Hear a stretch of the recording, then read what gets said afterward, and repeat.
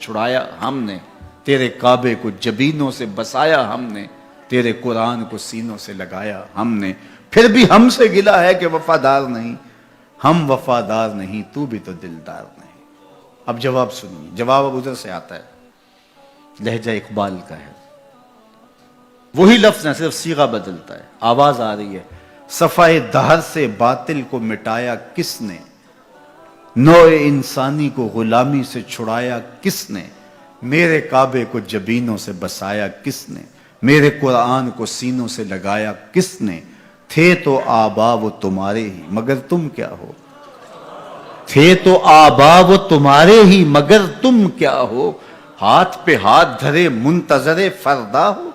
ہر کوئی مست مئے ذوق تن آسانی ہے، تم مسلمان ہو یہ انداز مسلمانی،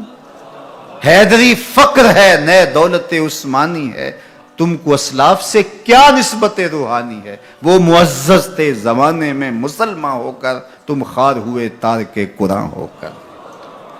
ہاں تم نے قرآن کو چھوڑ دیا ہوا ہے، عملاً چھوڑ دیا ہوا ہے، تم نے غلافوں میں لپیٹ کے تو رکھا، خوشبو تو اچھی سے اچھی لگائی، اونچے طاق پہ تم نے قرآن کو سجایا، سچ بتاؤ کبھی کھول کے دیکھا، سچ بتاؤ کبھی قرآن سے پوچھا میں زندگی کیسے گزاروں،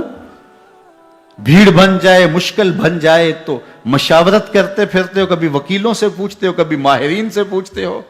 کبھی کسی سے پوچھتے ہو بتاؤ میں کیا کروں، کبھی قرآن سے بھی پوچھا میں کیا کروں،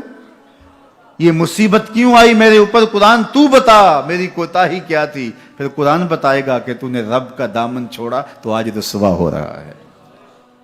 وَأَنْتُمُ الْعَالَوْنَ إِن كُنْتُم مُؤْمِنِينَ، آجا حضور کا غلام ہو جا، آج اس سے سر پہ عزتوں کا تاج رکھ دیتے ہیں۔ تو قرآن کی طرف اقبال نے بلایا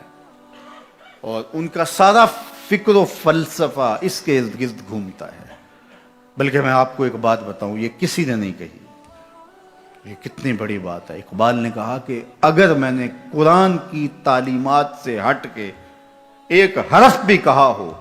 تو قیامت کے دن حضور کے قدموں کا بوسہ نصیب نہ ہو، حضور مجھے آپ کے قدموں کا بوسہ نصیب نہ ہو اگر آپ کے سینے پہ اتری ہوئی کتاب سے ہٹ کے کچھ کہا ہو۔ یہ اقبال ہی کہہ سکتے ہیں۔ تو ساری زندگی اقبال کی فکر کا محور قرآن رہا،